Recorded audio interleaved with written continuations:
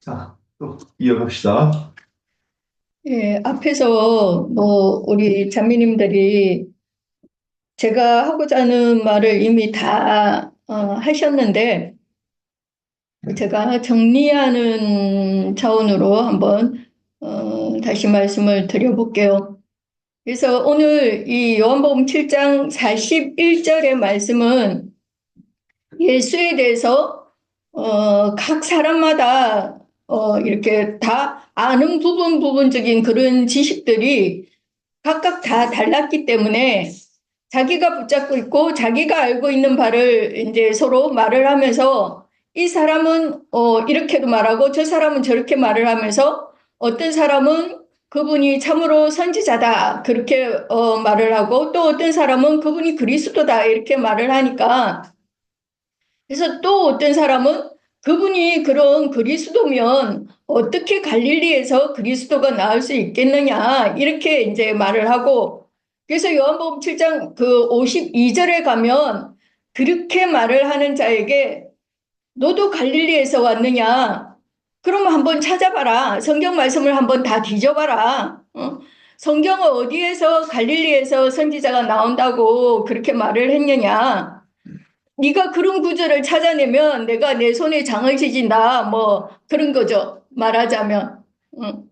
그래서 갈릴리에서는 선지자가 나지 못한다. 그런 거예요.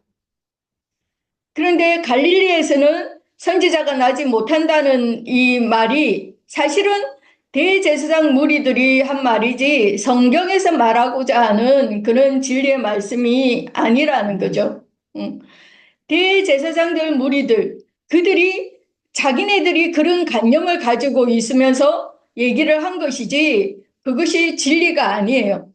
그러면 왜 그들이 그런 갈릴리에서는 그리스도가 나올 수가 없다 하는 그런 관념을 가지게 되었느냐 하는 거죠.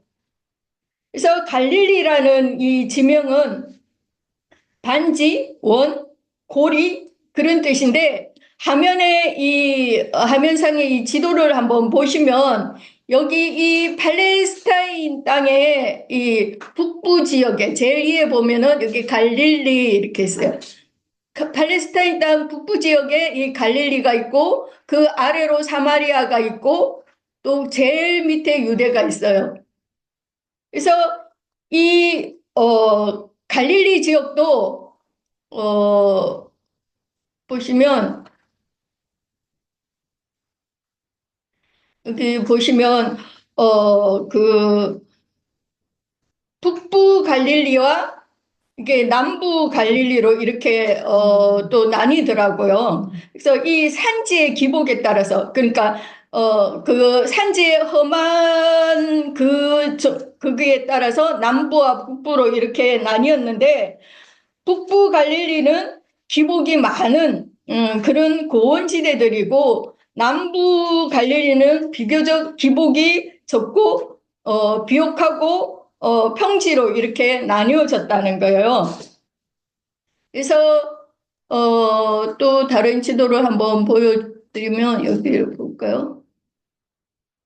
어, 그 북부 갈릴리 산지는 아셀이라든지 납달리라든지 스불론, 뭐 이사갈 이런 지파가 기업으로 분배를 받았고 또 그래서 여호수아 19장에 보면 이스라엘 백성들이 처음 이렇게 가나안 땅에 들어왔을 때 제비를 뽑잖아요. 제비를 뽑아갖고 그들의 이제 기업을 차지하는 그런 장면이 나오는데 그래서 여기 아셀, 납달리, 스불론, 이사갈 이런 사람들이 여기에 이제 제일 북부 지역에 여기에 이제 기업으로 분배를 받았어요. 그리고 그 아래쪽에 남쪽에 이제 사마리아 산지는 에브라임, 므낫세, 반지파, 또 단지파, 또 더 남쪽으로는 베냐민, 유다, 시몬 지파가 이렇게 이제 기업으로 이렇게 받았죠.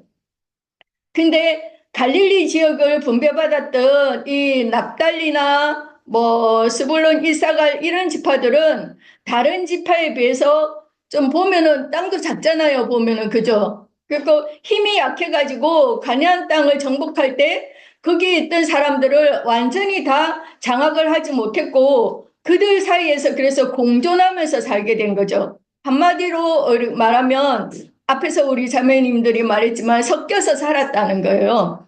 그래서 사사기 1장에 보면은 제가 빠르게 한번 읽어볼까요? 사사기 1장 27절에서 35절까지만 한번 빠르게 읽어볼게요. 므낫세가 베스안과 그에 딸린 마을들의 주민과 다하낫과 그에 딸린 마을들의 주민과 돌과 그에 딸린 마을들의 주민과 이블루암과 그에 딸린 마을들의 주민과 무기또와 그에 딸린 마을들의 주민들을 쫓아내지 못하매 가나안 족속이 결심하고 그 땅에 거주하였더니 이스라엘이 강성한 후에야 가나안 족속에게 노역을 시켰고 다 쫓아내지 아니하였더라.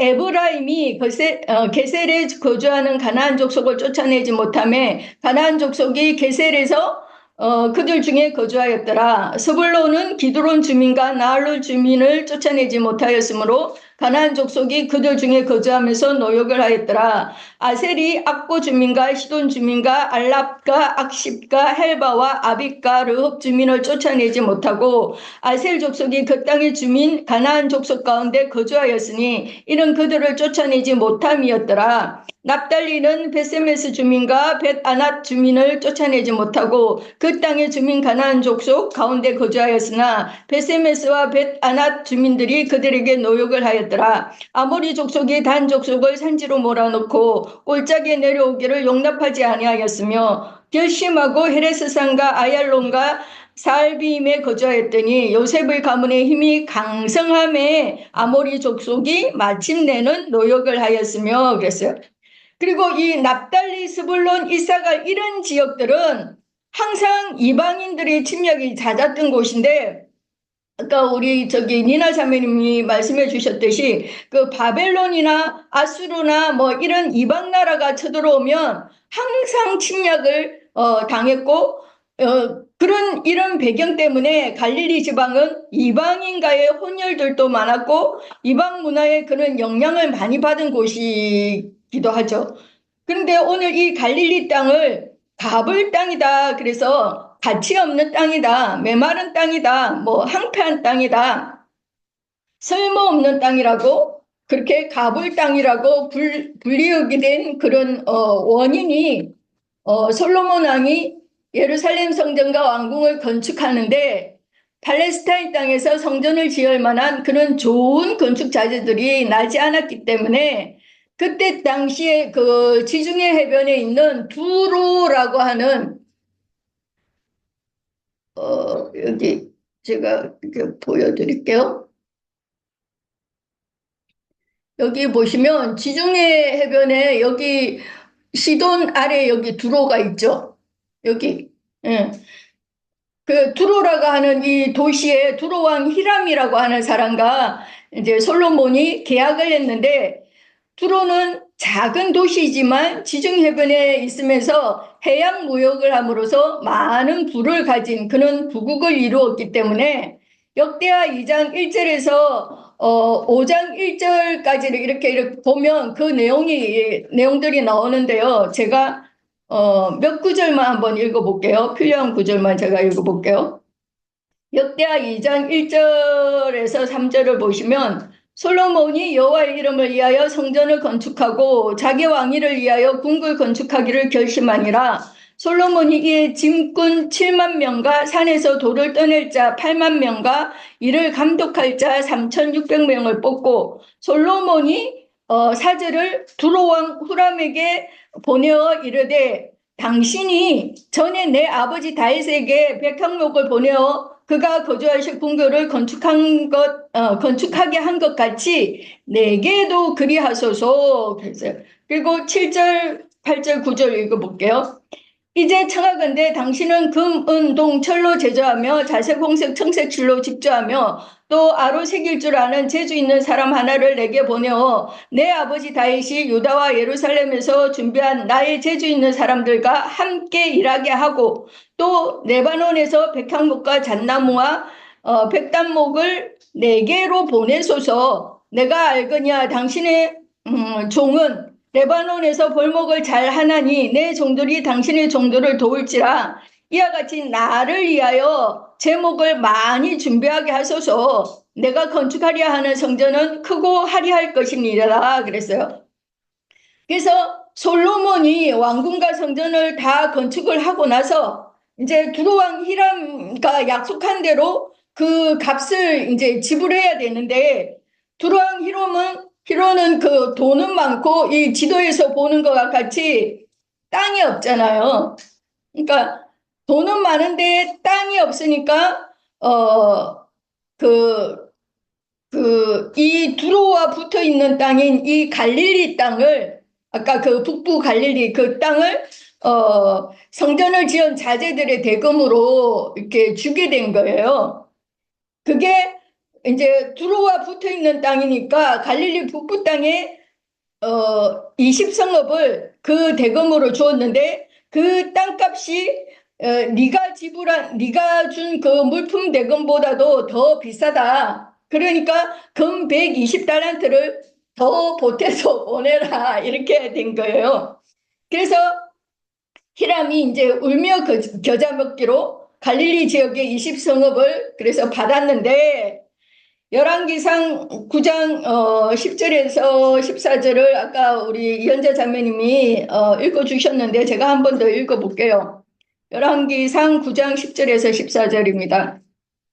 솔로몬이 두 집 곧 여호와의 성전과 왕궁을 20년 만에 건축하기를 마치고 갈릴리 땅의 성읍 20곳을 히람에게 주었으니, 이는 두로왕 히람이 솔로몬에게 그 온갖 소원대로 백향목과 잣나무와 금을 제공하였습니다.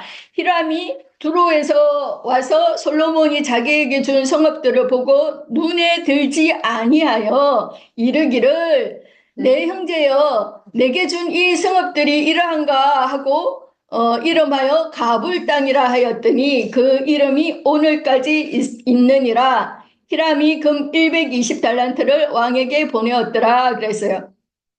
히람이 갈릴리로 가서 그 땅을 이렇게 이제 살펴보았더니 황폐하고 너무 메마른 땅이었다는 거죠. 그래서 가치가 없는, 쓸모없는 땅이라는 거예요. 이때부터 이제 이 갈릴리 지역을 이방인에게 이제 주었으니까 이방인의 소유가 된 이방의 갈릴리라고 이렇게 하면서 예루살렘 사람들이 이 갈릴리를 무시하고 멸시를 했다는 거예요. 그래서 오늘 본문에서도 대제사장 무리들이 그들의 그런 관념을 가지고 거기 그 가치 없는 땅, 그 쓸모없는 땅에서 무슨 선지자가 나오겠느냐, 이렇게 말을 한 것이고, 그것이 거듭 말하지만 진리의 말씀은 아니라는 거죠. 그러나 나중에는 솔로몬이 그 갈릴리 20성읍을 이제 재개발을 해서 이스라엘 백성들이 거기에서 살도록 했다는 겁니다. 그래서 이사야 9장 1절의 말씀을 보면, 전에 고통받던 자들에게는 흑암이 없으리로다. 옛적에는 여호와께서 스불론 땅과 납달리 땅이 멸시를 당하게 하셨더니 후에는 해변길과 요단 저쪽 이방의 갈릴리를 영화롭게 하셨느니라, 이렇게 말씀을 하고 있고, 이 갈릴리 지역이 소외되고 멸시받고 메마른 땅이라고 하지만 예수님께서는 이렇게 소외되고 예면받은 곳에 친히 찾아오신 거죠. 그래서 마태복음 2장 21절 23절 말씀을 보면, 요셉이 일어나 아기와 그의 어머니를 데리고 이스라엘 땅으로 들어가니라. 그러나 아켈라오가 그의 아버지 헤롯을 이어 유대의 임금됨을 듣고 그 길로 가기를 무서워하더니 꿈의 지시하심을 받아 갈릴리 지방으로 떠나가 나사렛이란 동네에 가서 사니, 이는 선지자로 하신 말씀에 나사렛 사람이라 칭하리라 하심을 이루려 함이로라 그랬어요. 그래서 이 갈릴리 지역은 예수님이 성장을 하신 곳이고, 예수님의 공생의 기간 동안에 복음을 전하시던 그런 사역의 무대이기도 하고, 또 제자들을 여기에서 부르셨잖아요. 마태복음 4장에 보면, 그죠? 그래서 많은 이적을 베푸시고 많은 신실한 성도들이 배출이 되었고, 예수께서는 또 부활하신 후에 이 갈릴리에서 고기 잡는 제자들을 다시 찾아오신 그런 곳이기도 하고, 갈릴리는 예수님의 생애와 굉장히 밀접한 그런 관련이 있는 역사의 현장인 곳이죠. 그래서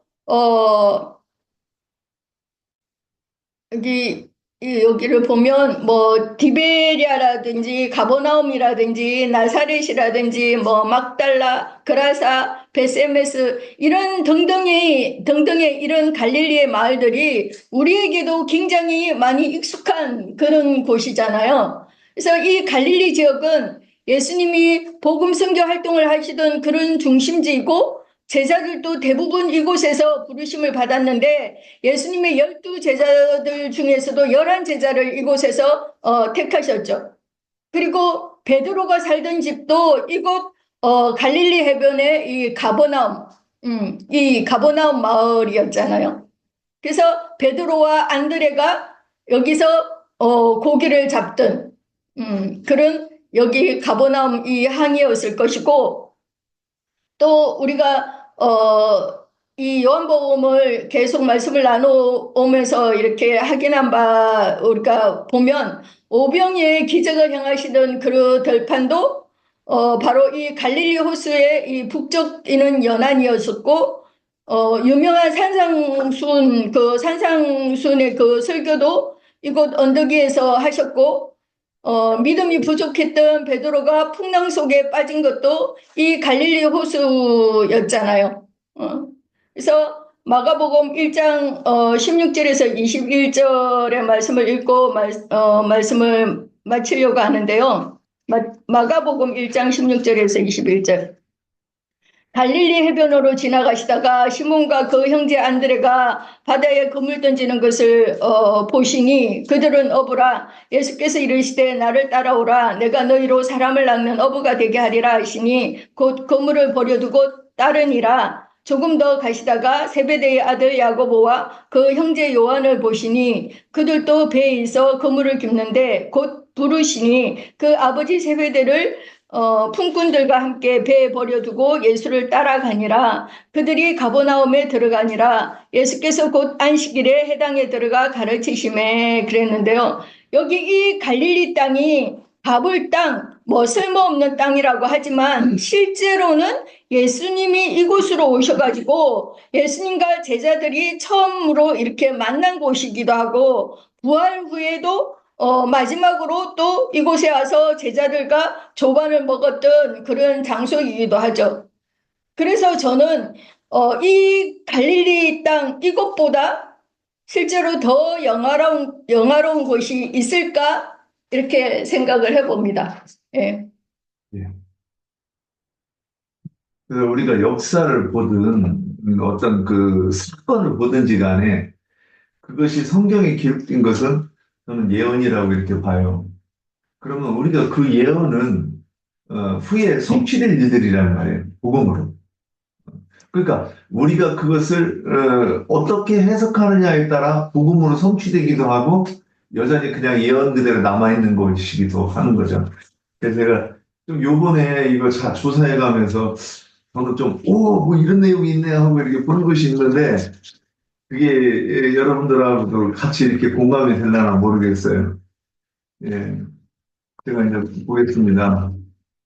갈릴리라고는 이 이름이 제가 그 헬라어로 이렇게 찾아보니까 뭐 그냥 갈릴리 지역, 이방 지역 뭐 이런 그 내용이 좀 부족하더라고요.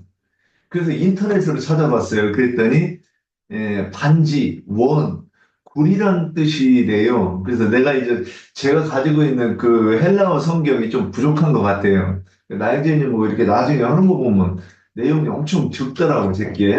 그런데 반지, 원, 굴이란 뜻을 이렇게 생각했을 때 딱 반지? 그러니까는 저는 언약이 생각이 났어요. 그 약혼 반지, 결혼 반지 우리 그러잖아요. 그러면 그 반지라고 하는 것은 언약으로 서로 구속된 관계, 그리고 또 그 약속이 이루어지기까지 기다리는 동안의 증표, 이런 것이라고 이렇게 이해가 돼요. 그래서, 그러니까 이제 역사를 보면서 이것이 다 이쪽으로 이제 저는 이해가 돼요. 옥경자매가 마지막 말에 이렇게 딱 정리한 그 말씀으로 같은 내용이라고 이렇게 보는 거예요. 그래서 이 갈릴리라고 하는 그 이름 자체만도 예언이며, 어, 그 가불 지역의 그 갈릴리라고 하는 것은 어떤 그 소망을 품은 그 이름이, 소망이라고 하는 그, 뜻 안에서 이렇게 해석이 돼야 되지 않는가. 그래서 이것의 결정적인 것은 이제 이사야가 딱 예언한 거를 두 개를 같이 붙여가지고 이렇게 보면 되죠.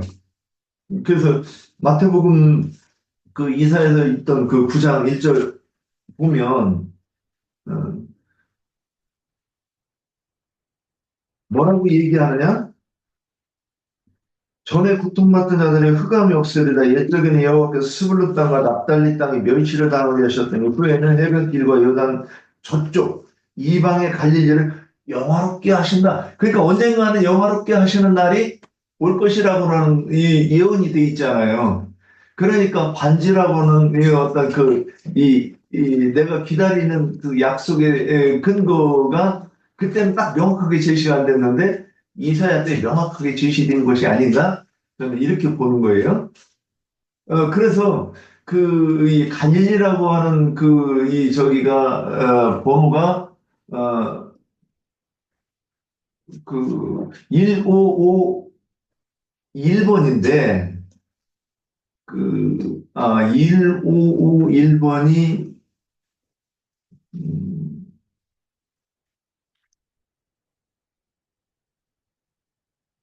예, 이 1551번을 찾아가면 갈릴리를 찾아가고 그 뜻이 이제 좀 부족하고 근데 1551번에서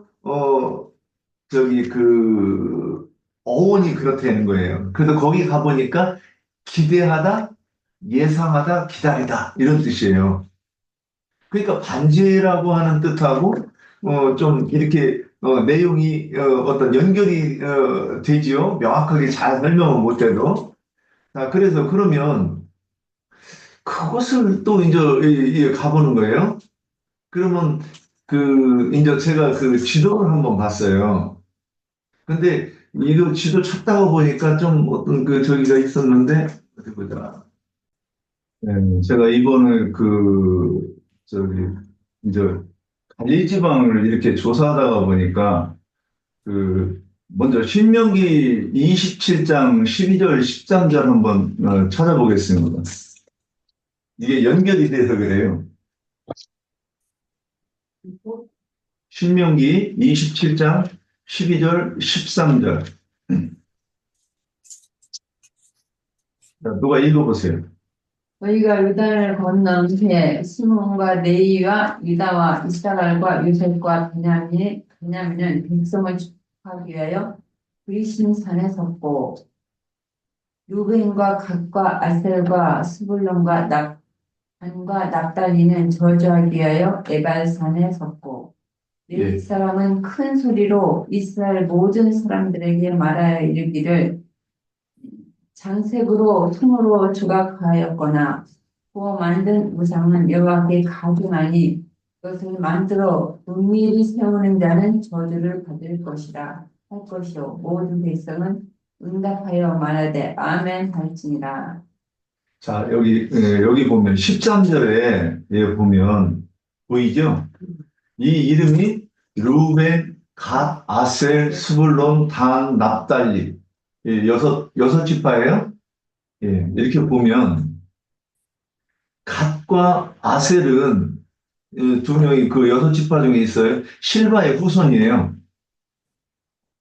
이 갈릴리 땅을 차지한 사람들이에요. 나중에.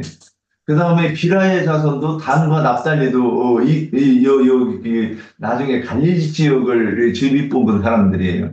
그리고 여기에서 이 레아의 후손 중에서 루벤은 동쪽에서 이제 받았고 이사갈 스불론이 여기에 또 들어가요. 그러면 나중에 그 아래 지도를 이렇게 보면 지금 여기가 이 갈릴리 지역이에요. 북쪽. 그러니까 이스라엘의 북쪽에 서쪽의 북쪽. 그래서 요 위에 두로하고 시돈이 있었던 지방이니까 이게 어디냐면 이거를 보면서 뭐라고 보느냐면 다른 지파, 한 지파의 땅 같은 데를 6지파가 나눠 가졌어요. 예, 그런데 거기 어디냐? 예루살렘에서 제일 끄트머리예요. 그 이방의 경계. 그리고 거기에는 이 6지파가 그 레아와 실바와 비라의 후손들이 다 여기를 했어요. 자, 이게 이렇게 보면 신기하죠? 예, 뭔가 생각하는 게 있는 거예요. 그래서 하나님께서는 갈릴리라고 하는 곳에서도 예언을 이미 그 영감이 충만한 사람들은 뭔가 생각하도록 번뜩하는 그런 게 있도록 만들어 놓으셨을 것 같고, 그 다음에 이 지도상으로도 이렇게 봐도 그럴 것 같고, 아까 그 저기 말씀 인용한 그 신명기 27장에 보면 그 이스라엘 백성들이 에발산과 그리심산이 서로 마주보고 있는데 어떤 지파는 에발산에 세워놓고 저주에 대해서 얘기를 하고 어떤 지파는 그리심산에 세워놓고 축복을 얘기한다고 지금 이렇게 얘기하는데 그 신명기에서부터 지금 이 하나님의 어떤 그 의지, 계획은 계속해서 우리한테 뭔가 말씀하고 싶은 거예요, 그분이. 응? 내가 이거를 말하고 싶은데 누가 알아듣느냐? 누가 알아듣느냐? 그러니까 가불 땅을 산 그 히람은 하나님 말씀을 못 알아듣는다고 보이는 거예요. 그리고 오늘 이 저기 말씀을 나누는 제사장들과 서기관 바리새인들도 이게 무슨 뜻인지 도대체 모르는 거예요. 그냥 우연히 이렇게 됐다고 이렇게 보는 거겠죠. 그런데 자, 여기서 이제 한번 우리는 뭘 볼 것 같으냐면, 사람이 지금 유다 땅에 예루살렘에 있는 사람들은 자기들을 뭐라고 생각해요? 정통 유대인이고 하나님을 제일 잘 섬기는 사람이라고 생각하는 거예요. 그런데 그게 지나쳐서 심지어는 하나님의 말씀하지 않은 것까지 자신 있게 얘기하는 거예요. 갈릴리에서는 선지자가 나지 못한다. 너도 갈릴리에서 왔느냐? 그리고 성경에는 이 사람들이 성경을 제가 이렇게 들은 얘기로는 이 사람들이 어렸을 때부터 성경을 외운대요. 서기관 바리새인 또는 그 제사장들 이런 사람들은. 그래서 모세오경을 거의 외운다는 거예요. 근데 그러면 이 사람들이 선지서들에 대해서도 모르는 것이 없을 텐데 갈릴리에 대해서 이런 이야기가 나왔을 때 그 말씀을 깨닫지 생각하지 못했을까? 저는 생각했을 거라고 봐요. 저도 성경을 이렇게 유의 있게 읽고 어렴풋이라도 기억하는 성경은 누가 딱 얘기하면 몇 군데가 이렇게 나오고 이렇게 생각이 나거든. 그래서 인터넷 성경을 이렇게 찾으려고 해도 잘 못 찾지만 결국에는 찾아내요. 그 내용이 내가 기억했던 것과 비슷한 내용이 나오는데 그럼 이 사람들이 그거 못했을 거냐는 거죠. 그럼에도 불구하고 자기들의 생각하고 다르면 하나님이 뭐라고 말씀하셨던지 상관없는 거예요. 그래서 하나님과 반대되는 말을 거침없이 하는 참 신에 대한 두려움이 없는 그런 사람들이라고 이렇게 보이는 거예요. 자, 그에 반해서 아셀, 납달리, 스불론, 이사갈, 단 이쪽 사람들을 이렇게 보면 정말로 그 좁은 땅에서 이 6지파가 이렇게 있고 예루살렘에서도 멀고 그러면 이게 뭐예요? 저는 이 말씀을 생각할 때 내가 너는 땅끝에서 불렀다 이 말씀이 생각이 나요. 그래서 우리가 땅끝에서 내가 하나님의 음성을 들으려고 하면 그러면 또 하나 생각나는 말씀이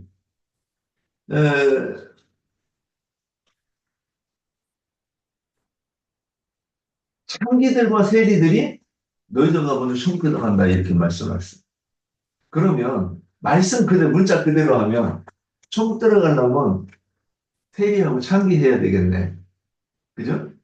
이 문자대로 하면 그러는 거예요. 고린도후서 3장 6절에서 보면 6장인가? 또 헷갈리네. 그 고린도후서에서 뭐라고 얘기한다냐?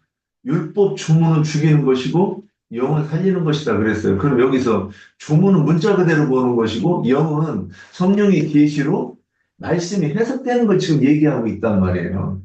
그러면 여기서도 창조와 세리를 뭐라고 봐야 되느냐? 내가 죄인이구나 하고 깨닫는 거를 얘기하는 거란 말이에요.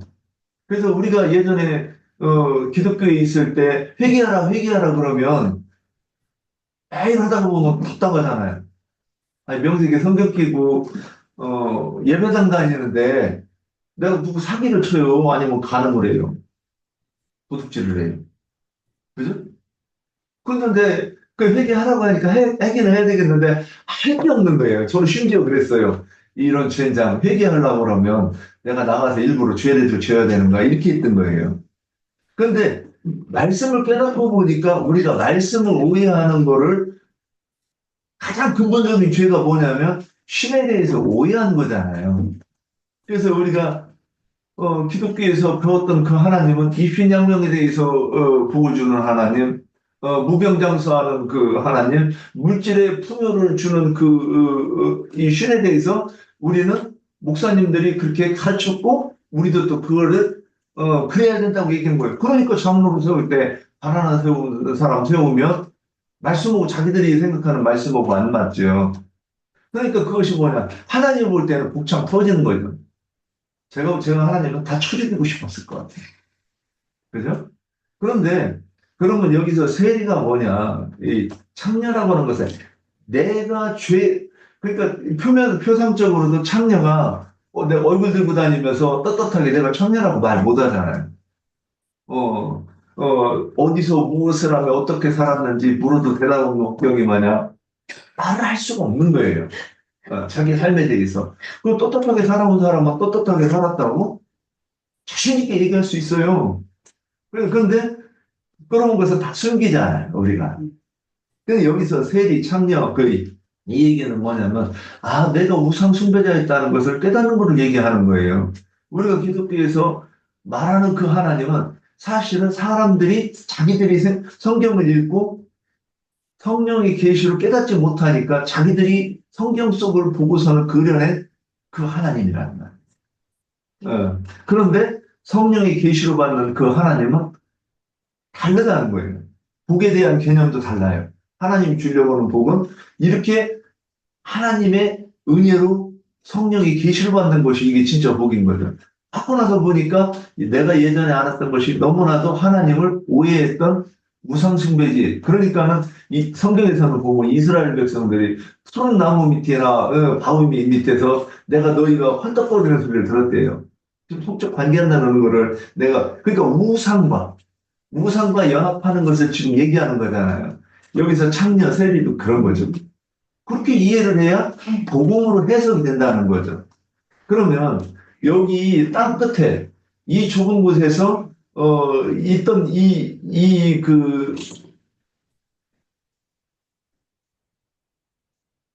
여기 있는 사람들은 유대 땅으로부터 문명의 혜택도 또는 어떤 그 교육적인 혜택 뭐 이런 모든 것들이 떨어지는 좀 먼 그런 곳에서 자기들이 어떤 부족하고 어떤 뭐라고 할까 소망이 없는 것을 느끼는 사람들 것 같아요. 그런데 이들에게 소망이 무엇이 있느냐? 이사야 선지자가 예언한 이방의 갈릴리에 빛이 비춰서 영화롭게 되는 그거를 이들은 기다리는 자들이 아닌 거냐 이 얘기죠. 유대 땅에 있는 사람들은 자기들이 이미 빛 가운데 있고 내가 하나님을 제일 잘 섬기는 사람들이니까 예수 그리스도가 갈릴리에서 와서 빛을 비칠 때도 뭐라 그래요? 참 빛이 아니다고 부정을 하잖아요. 갈릴리에서는 무슨 빛이 그 선지자가 나오느냐고. 그래서 이게 우리가 신앙생활에서도 오늘날 우리도 그래서 겸손하지 않으면 그리고 내가 죄인이라고 그러는 것을 깨닫지 못하면 그 기독교에서 신앙생활하는 그 신앙으로 나를 의인이라고 생각하면 하나님을 만날 수가 없는 거예요.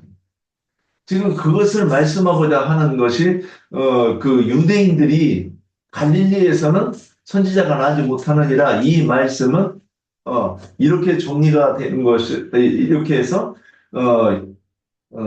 제사장들과 그 서기관과 바리새인들을 고발하는 말씀이 되어야 이게 복음으로 해석되는 것 아니겠는가 좀 이렇게 보았습니다. 예, 저는 여기까지 하고 그래서 여기서 조금 덧붙이면 저는 이제 이 말씀할 때 욥기 33장 14절이 한번 또 생각해 놨어요. 한번 우리 거기 보면 그게 무슨 말이냐면 하나님은 한 번 말씀하시고 다시 말씀하시되 사람들은 관심이 없더라.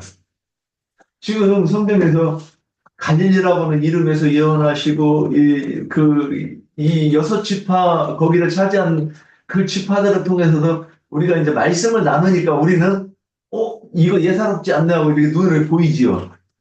그런데 이렇게 하나님은 계속해서 말씀하시고 또 말씀하시면서 우리에게 뭔가를 우리 기대기 붙잡고서는 내 말 좀 들어. 내가 이 말하고 있는 거야. 끊임없이 예언하시는데도 우리는 이 죄인들은 관심이 없다. 이 말씀이 이렇게 생각나고 우리는 성경을 읽을 때 참 겸손한 말씀으로 겸손한 마음으로 이렇게 성경을 보고 꼭 성령을 받아서 내가 성령을 받아야 되겠다. 그래서 내가 그분의 그 성령의 음성을 들어야 되겠다. 그래서 또 내가 전도할 때는 성령의 말하게 하심을 따라 증거하는 증인이 되어야 되겠다. 이런 그 신앙의 자세를 가져야 되지 않겠는가. 그래야 그런 것이 우리가 가져야 되는 소망이죠. 그래서 우리가 그런 소원을 가져야지, 땅에서 부자 되고, 잘 먹고 잘 살고, 그 다음에 신학교 나와가지고, 박사학위, 석사학위 가지고, 이 행세하려고 하는 이런 짓들을 안 하지 않겠는가, 이렇게 보았습니다. 예, 여기까지 말씀, 이렇게 이제 제가 본 것을 마치겠습니다. 자, 혹시 여기에 대해서 공유 화면 꺼주세요. 더 나눌 말씀 있을까요?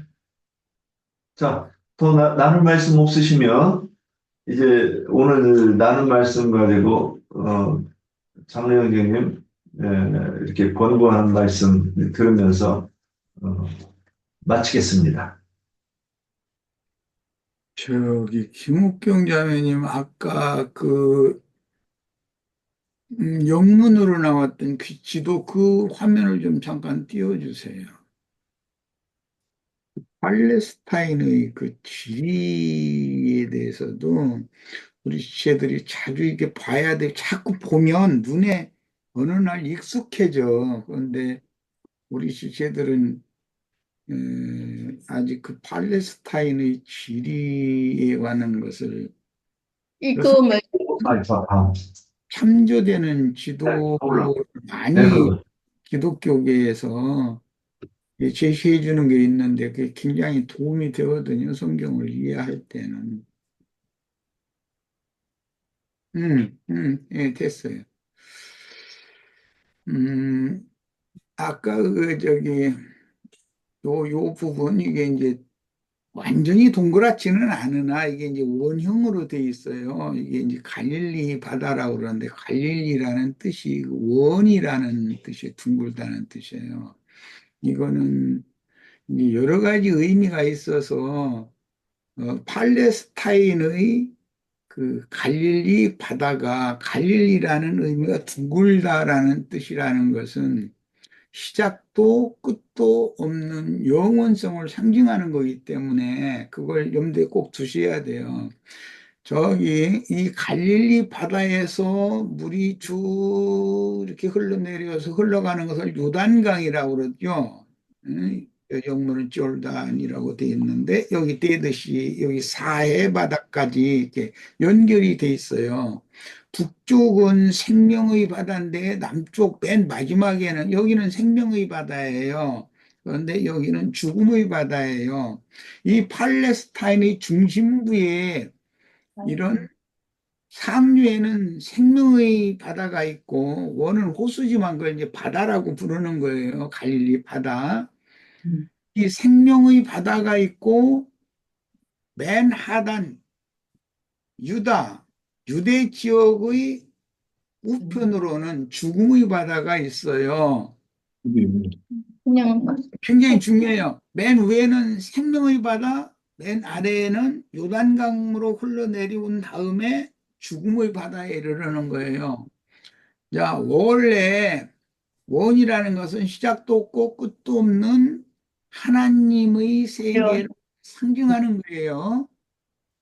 바다는 늘 세상을 말하는데 하나님의 세계예요, 여기는. 여기는 이제 생명의 바다고 요단강을 거쳐서 죽음의 바다에 이르러요.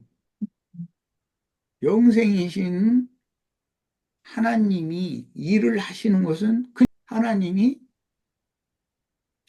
사람들은 여기 죽음의 세계에서 선지자가 나오고 여기에서 하나님 어떤 일을 할 거라고 생각을 하고 있지만 그것은 유대인들의 사상이고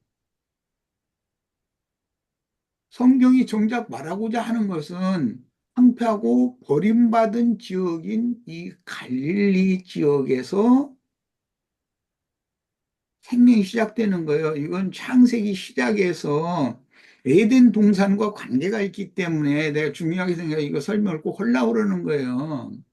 에덴 동산에서 온 생명의 처소잖아요. 거기서 쫓겨나면 죽음의 세계로 가는 건데 아담에게 범죄가 임했을 때 아담이 저주를 받았다고 되어 있지 않고 땅이 저주를 받아서 가시와 엉겅퀴를 낼 거다 그랬어요. 이것은 지리상으로 볼 때도 여기가 생명이 시작되는 근원지인데 이곳이 죽음의 땅으로 인식되는 거예요. 이것은 우리 저 지체들이 지금 그 카불 땅 이야기 히람에게 성전과 왕궁 자재의 대금으로 히람에게 준 땅이에요. 그런데 히람이 그 땅을 이렇게 둘러보니 그 사람의 눈으로 볼 때는 너무 가치 없는 땅인 거예요. 불무진 거예요. 저주가 임해서 가시 엉겅퀴밖에 나오지 않는 땅이다라는 말이 여기다 농사해봐야 무슨 곡식이 나오고 뭐 그런 유익하지 않은 땅이라고 판단했기 때문에 갑을 땅이라고 한 거잖아요. 자, 그러니까 히람이 보는 눈과 하나님이 보는 계획은 다르다라는 거예요. 항상. 메마르고 곤고한 영혼들에게 생명의 빛이 임하는 것이지 부유한 자들에게 예루살렘 유다 지역 사람들에게 생명의 빛이 임할 수가 없어요. 사실은 그들은 여기가 축복의 땅이라고 생각하지만 실제로 하나님이 생각하는 축복의 땅은 여기예요. 이걸 내가 꼭 말을 하고 싶었던 거예요. 이것이 성경의 복음이다 이거예요. 팔레스타인 땅의 이제 지리를 이제 봅니다. 지금은 서편만 봤는데 아까 니나 자매님이 동편과 서편을 이게 혼동해가지고 혼동보다도 혼합해서 한꺼번에 얘기를 하는 바람에 좀 이제 구분이 불분명했겠는데 여기 보면 에,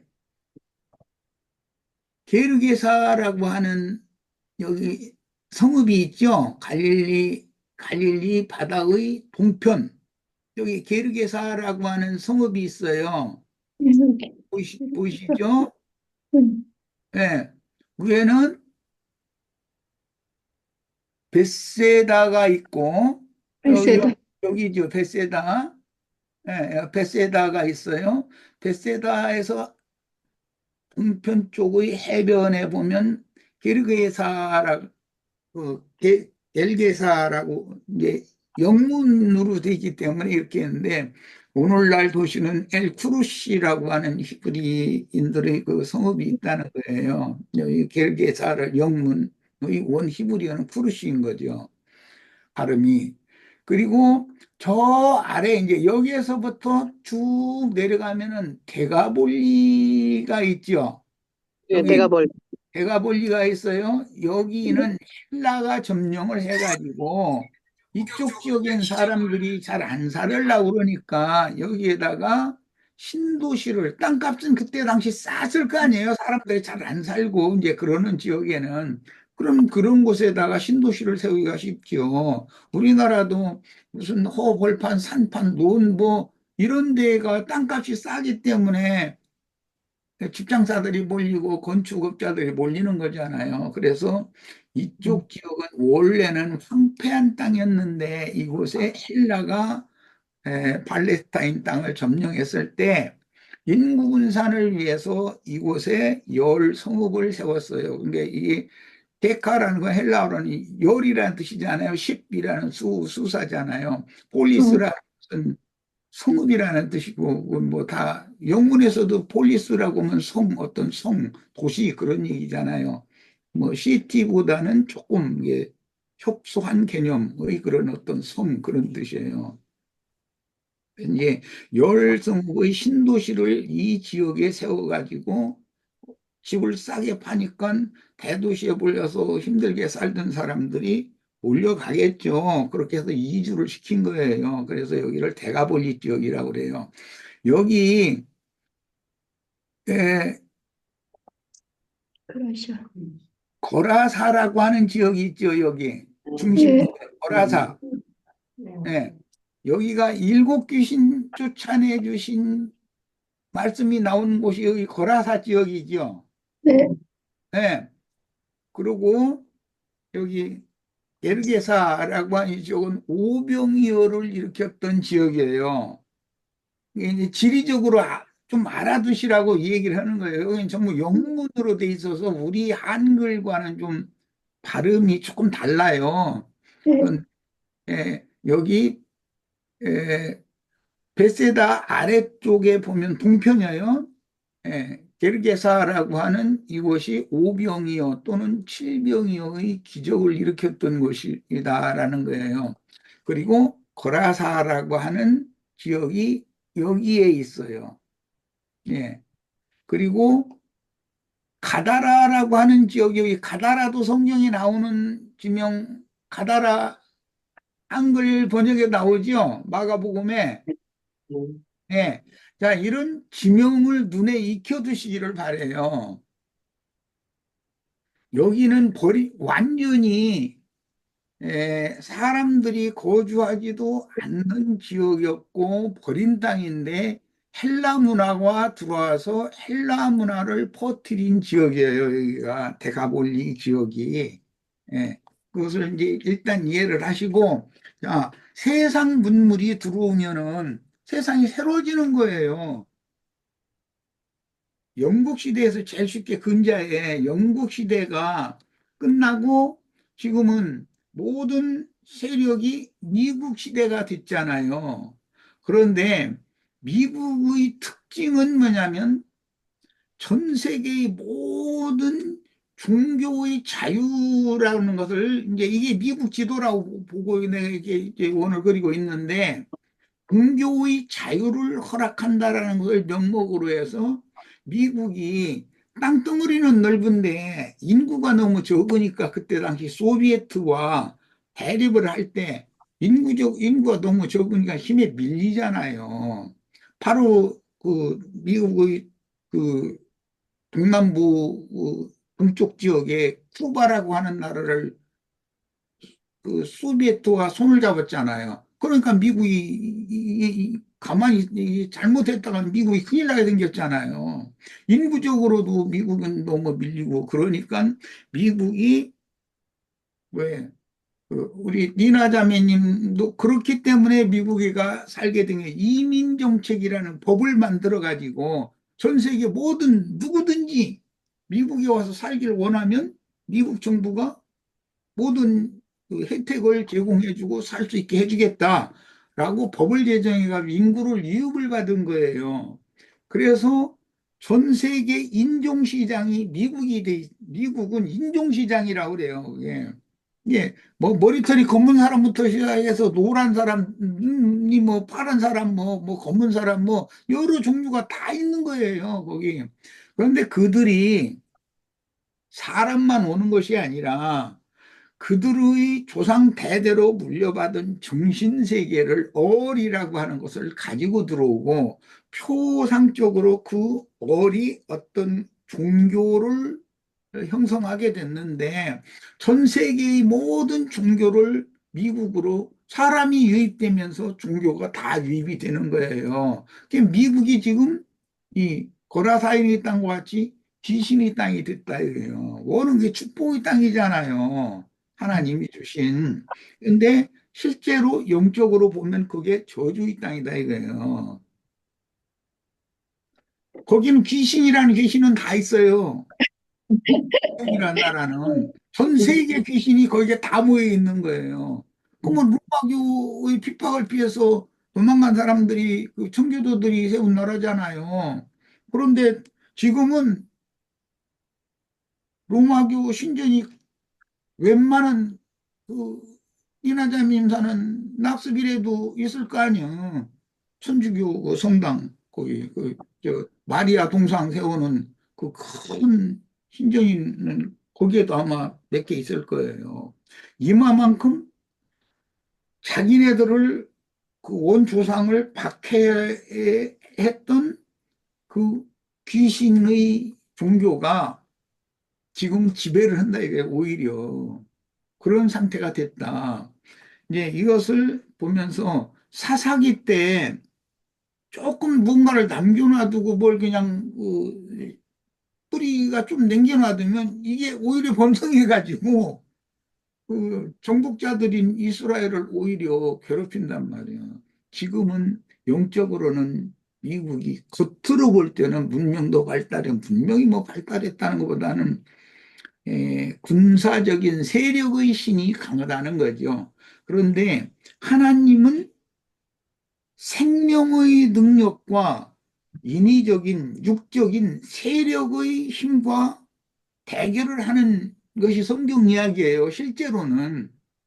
그러니까 세력의 힘으로는 미국이 강한 것 같지만 사실은 그것은 에, 모든 잡기들로 인한 세력이다 이거예요. 그건 생명의 능력이 아니에요. 예, 이런 것이 이 팔레스타인의 좁은 지역의 땅 지도상에도 나타나요. 우주라고 하는 것이 있고 온 지구가 있고 지구의 중심이 팔레스타인 땅이에요. 그래서 지구 중심의 그 서편에 있는 바다를 지중해라고 그래요. 지구의 중앙이 되는 바다다 이게 중심 바다다 이거예요. 그런데 지구의 중심은 팔레스타인 땅이고 유대인들은 팔레스타인 땅의 중심을 예루살렘이라고 믿어요. 예루살렘에는 우주의 주인 중심이 되시는 신의 신전이 여기에 있단 말이에요. 예루살렘에 있어요. 그러니까 외견적으로 볼 때 지구의 중심은 팔레스타인 땅, 팔레스타인 땅의 중심은 예루살렘이다 그요. 예루살렘의 중심은 야훼 신이고, 야, 이런 기본 관점을 가지고 이 지도를 읽을 줄 알아야 된단 말이야. 예. 여기 베레아와 사마리아 사이에 이렇게 요단강이 금 흘러가지고 사해바다가 있는데 이쪽이 지금 요한이 여기에서 침례 사역을 했던 지역이에요. 그런데 여기가 전체적으로 우주의 중심이지만 우주의 중심을 좁은 이런 팔레스타인 땅으로의 지도로 볼 때 여기 이쪽에 있는 헬몬산 지역에서 눈이 녹아 흘러내리는 물이 이렇게 여기로 흘러 들어와서 갈릴리 바다가 돼 있는데 여기는 생명의 바다단 말이에요. 이 물이 자꾸 아래로 흘러내려가면은 죽음의 바다가 돼요. 이건 창세기 2장에 동산의 중앙에서 생수의 근원이 발원을 해서 땅을 적시고 사방으로 흘러갔다고 그랬는데 최후로는 유브라데 강으로 이제 이건 전체적인 여기 이제 그 중근동 지역 전체 지역을 이제 봐야 되는데 오늘은 거기까지 올 수는 없으니 여기서 좁은 지역에서만 봐도 최후로는 큰 강 유브라데 강 거기 가면 다 죽는 바다단 말이에요. 죽음의 바다단 말이에요. 유브라데 강수는 그것은 마시면 죽는 물로 돼 있잖아요. 성경에. 왜 그러겠어? 이 물 마시면 죽잖아요. 저 떼듯이 이 물 마시면 죽지요. 소금물이니까. 여기 이 떼듯이 이 바다 밑에 소돔성이 지금 있다는 거잖아요. 멸망받은 소돔성이 있다는 거예요. 그리고 어, 고모라 조금 지도가 여기 건너 예 됐어요. 소돔은 이 밑에 있고 고모라가 어디에 있을 텐데 여기 주위에 지도상에 나올 텐데 마사다, 레브론. 스포딘인가? 어쨌든 자, 이 근처가 전부 소돔과 고모라와 스보임과 아드마와 그런 하나님의 심판이 임한 곳이단 말이야. 자, 이것은 최종적으로 이런 얘기를 좀 하면 그런데 미국이라고 하는 곳이 세상 문화가 지금 발전하고 세력의 신이 강력하게 역사되는 것이 이제 미국인데 군사 문화가 이제 발전돼 있잖아요. 그런데 하나님은 사람들이 자기 스스로 멸망을 준비를 하는 것은 뭐냐면 군사 문화의 발전이에요. 핵무기를 가장 전 세계 많은 나라가 핵무기 가지고 있는 것의 몇백 배를 미국이 소유하고 있어요. 그럼 불바다가 어디가 된다는 뜻인 것은 뭐 얘기 안 해도 아, 성냥을 만들어 놨으면 성냥 가지고 장난하면 그 성냥갑 전체가 다 타버리잖아요. 일순간에 똑같은 이치예요. 하나님은 망할 자들에게 육적인 그런 세상적인 힘을 줘가지고 스스로 멸망을 하도록 하시는 지혜로운 분이다 이거예요. 그런데 그래서 세력의 신을 숭상하는 그런 자들과 힘의 원리를 주장하는 자들과 생명을, 영원한 생명을 받은 하나님의 사람들과의 영적 전쟁을 이 팔레스타인 땅의 지도를 가지고서도 알 수가 있어요. 여기. 네. 그 우리는 예, 지금 세상의 끝이라는 건 죽음의 바다에 가까워 온다 그런 뜻인데 내 개인적으로 보면 내가 죽는 날이 가깝다라는 것은 저기 생명의 근원자께로부터 태어나서 일생을 이렇게 쭉 살아서 여기에 이른다 그 말인 거고 내 개인적으로는 하나님은 우주의 주인이시기 때문에 이 팔레스타인 땅의 지리를 가지고 이미 성경에 있는 말씀들이 예언이 되어 있는 것이다. 그런 것을 내가 꼭 말하고자 해요.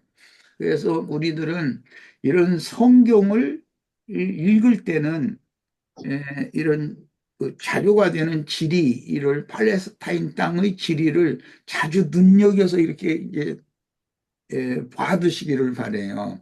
그러면은 성경을 이해하는데 많은 도움이 돼요.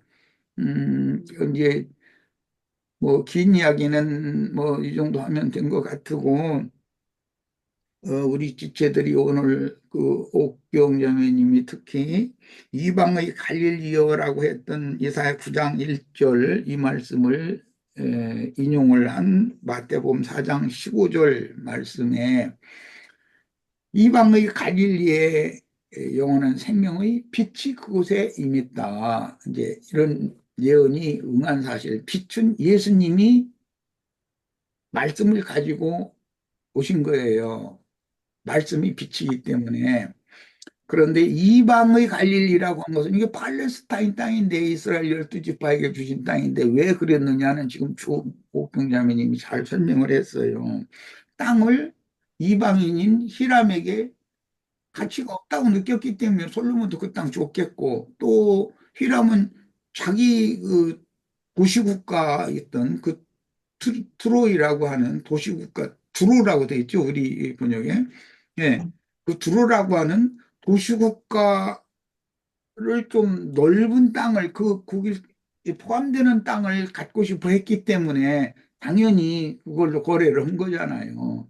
그러나 물론 이제 지혜로운 이제 하나님은 솔로몬에게 이제 협상단을 어떻게 보냈는지 그 땅 다 팔아도 사실 금 120달란트 값이 안 되는데 물품대로 다 받고, 땅값은 땅값대로 120달란트 또 금으로 받고 해서 이중으로 받은 거, 이게. 사실은.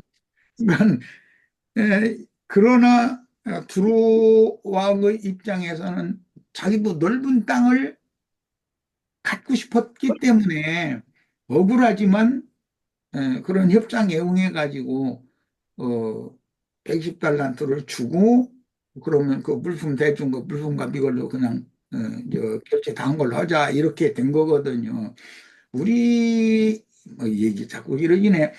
저, 일본 사람들이 우리를 침략을 해가지고, 우리에게 탈취해가고 착취해가고 한 것에 대해서 박정희 시대 때 한일 외교 경제 협력 협상을 했어요. 굉장히 굉장히 이제 문자도 긴데 그 협상을 할 때 대표자 김종필이라는 사람이었죠.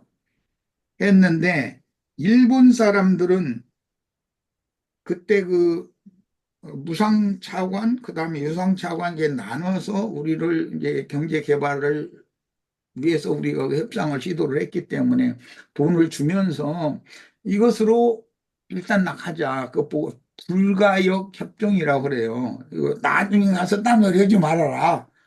이걸로 그럼 준 걸로 결정하자. 우리가 너희한테 피해 입힌 거 이걸로 사고하는 걸로 너희 받아준 걸로 하자 해서 했던 거거든요. 그런데 에, 나중에 이제 국민들이 그건 너무 죽어서 안 된다. 이제 박정희 씨는 너무 급하니까 돈을 우선 데려와야 되니까 아니 그럼 그 받아오고 그 도장 찍어주라고 했는데 나중에 그것이 또 뒤집어졌잖아요. 한국에서 반대하는 바람에. 그러니까 일본 사람들은 이제 나중에 조금씩 주면서 너 뭐냐 이거요. 이건 국가 간의 어떤 협정인데 협정 맺고 도장 서부가 외무장관이 말이야 도장 찍고 해놓고 나서는 그거 휴지 쪽으로 만들어버리고 또 대모하고 또 이거 나서 또 내놓으라고 그러고 자꾸 이러면 되냐 해가지고서 지난번 그 박정희 씨의 딸인 박근혜 씨 때 불가역이라고 하는 문서에다가 조인식까지 다 했어요. 그런데 그것을 문재인 씨가 또 뒤집었죠. 이건 말이 아니다 이거예요.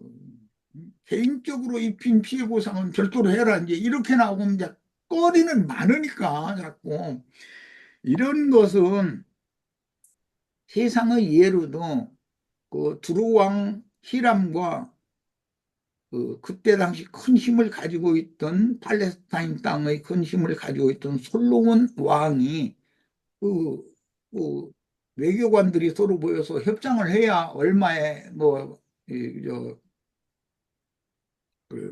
대금 결제를 결정한다라고 협상을 하는데 그 보기에는 아무것도 아닌 뭐라고 그러지 무슨 땅이라고 그랬지 카불 땅.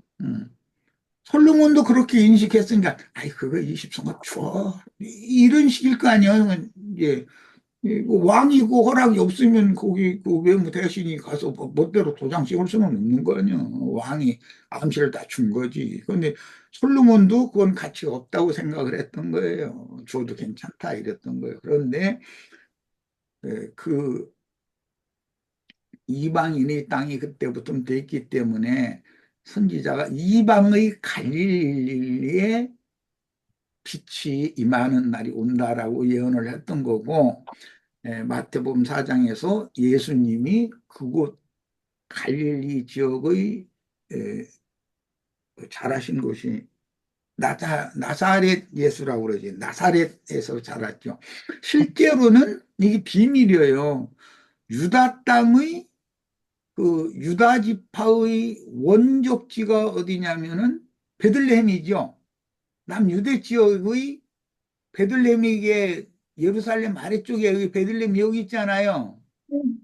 네. 여기서 출생을 했어요.